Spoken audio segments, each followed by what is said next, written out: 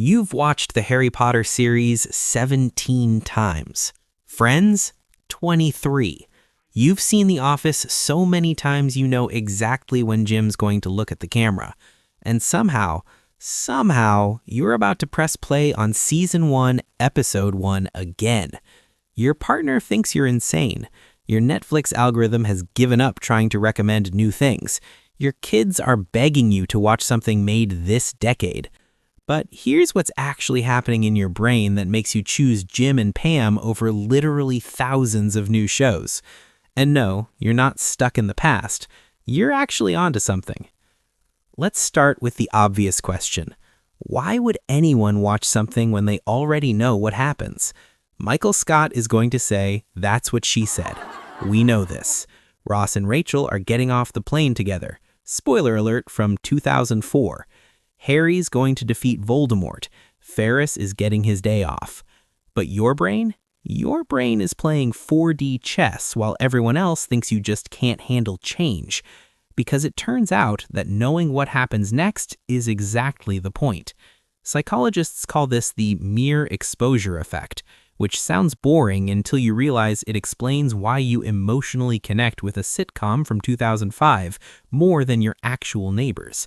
The more you're exposed to something, the more you like it. Simple, elegant, slightly concerning when you think about your relationship with The Princess Bride. Think about your comfort show for a second. Maybe it's Parks and Rec. Maybe it's Seinfeld. Maybe you've watched Back to the Future more times than you've been to the gym this year. No judgment, same honestly. When you watch it, you're not hunting for plot twists. You're wrapped in a cognitive blanket fort. Your brain craves predictability in a world that is aggressively unpredictable. Did your boss send a weird email today? Watch an episode where you know exactly how the conflict resolves. Bill's doing that thing where they keep existing? At least you know Chandler and Monica end up happy. Someone in your life just discovered a personality trait that's testing your patience? Good thing you've memorized every line of The Breakfast Club. And your brain has a dirty little secret about all this. Your brain is actually working less when you rewatch, which sounds like an insult, but is actually the entire appeal. When you watch something new, your brain is in full detective mode. Who's that character? Why did they say that? What's going to happen? Is this foreshadowing or just a weird lamp? Exhausting. But rewatching, that's cognitive cruise control. A study from psychologist Crystal Russell found that rewatching gives us a sense of control and safety. No surprises, no betrayals, no shocking character deaths that ruin your entire week. You already survived the emotional damage once, now you're just visiting old friends.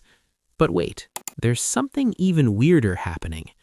You're not actually experiencing the same thing twice. I know, it's literally the same episode, same jokes, same will they won't they tension, but you've changed. Watching The Lion King as a kid, you're Simba, running away from responsibility. Watching it in your 20s, you're Mufasa, suddenly aware of mortality. Watching it later in life, you're crying in the first 10 minutes because you finally understand every single word Mufasa said about legacy and time. Same with The Matrix. First viewing, cool fight scenes and bullet time.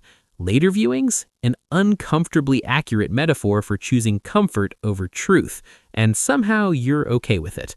Different life stage, different lens, same movie. New emotional unlocks. But there's another layer here that nobody talks about, the social one. Remember when you first watched your favorite show? Maybe you watched it with your sister every Thursday night back when you actually had to be home at a specific time to catch it live. Maybe The Big Lebowski was your entire personality for a while. Maybe you and your roommate watched Die Hard every December, before it was even a debate whether it's a Christmas movie. These shows and movies become time capsules. When you rewatch, you're not just watching the show, you're visiting a previous version of yourself. You're reconnecting with the person you were when these characters first mattered to you. And sometimes you're grieving someone you used to watch it with. The friend who moved across the country, the parent who introduced you to Groundhog Day, the ex who ruined The Notebook, but you still watch it anyway because spite is a powerful motivator. Rewatching is comfort, but it's also remembering. keeping someone close through the shared experience of a story you both loved.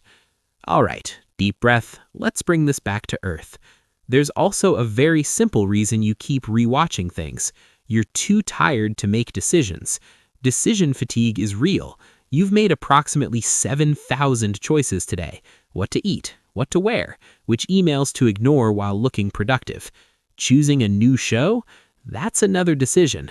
What if it's bad? What if you invest 3 episodes and hate it? What if they get canceled after 1 season? What if everyone says it's amazing but you think it's trash? Or you could just put on Good Will Hunting for the 30th time and cry at the "it's not your fault" scene like a well-adjusted human being. 0 risk, maximum comfort, peak efficiency. And finally, the part that might make you feel seen or slightly called out. For a lot of people, rewatching is a form of emotional regulation. It's self-soothing. When the world feels like chaos, and let's be honest, when doesn't, you need something stable, something where the good guys win and the jokes land and everything resolves in 90 minutes or 22 minutes. Therapist Dr. Pamela Rutledge has pointed out that rewatching familiar content can reduce anxiety and provide a sense of control. It's like a weighted blanket for your brain. Predictable emotional beats, safe sadness, controlled crying during that one scene in Toy Story 3 that destroys everyone. You're not avoiding new experiences, you're actively choosing peace. So the next time someone judges you for watching When Harry Met Sally for the 15th time, you can hit them with the science. You're not stuck in the past, you're engaging in a psychologically beneficial practice that promotes emotional stability, provides comfort through predictability, and strengthens your sense of identity through meaningful narrative repetition. Or just tell them to mind their business. That works too. Look, new shows are great. Exploring unfamiliar stories? Amazing. But there's nothing wrong with returning to the stories that shaped you. The ones that make you laugh at the same jokes, the ones that make you cry even though you know it's coming, the ones that remind you of who you were before life got complicated. Your comfort show isn't a crutch, it's a companion, a reminder of who you were, who you are, and maybe who you're becoming. It's a little piece of consistency in an inconsistent world. Now, if you'll excuse me, I have a date with Michael Scott, again, for the 19th time, and I regret nothing. If this hit home for you, please subscribe, and if you want to support these deep dives, hit that join button to become a channel member. I would genuinely appreciate your support. Here's some more videos that I think you'll resonate with. Same energy, different angle. See you there.